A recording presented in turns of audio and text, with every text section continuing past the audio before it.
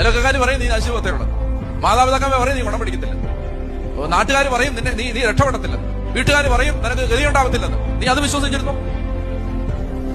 നീ അത് വിശ്വസിച്ചിരുന്നാൽ നീ അവിടെ ഇരിക്കും. എന്റെ ദൈവം എന്നെ കുറിച്ച് എന്ത് പറഞ്ഞു? നിങ്ങൾ ആര് പറഞ്ഞത് വിശ്വസിക്കും? ലോകം പറഞ്ഞത് വിശ്വസിക്കാനാണ് നിങ്ങൾ ഒരുമിട്ട് നിൽക്കുന്നതെങ്കിൽ നിങ്ങൾ പരാജയത്തിന്റെ പടുകുഴികളിൽ കിടന്ന് ജീവിതം ജീവിച്ചു തീർക്കും.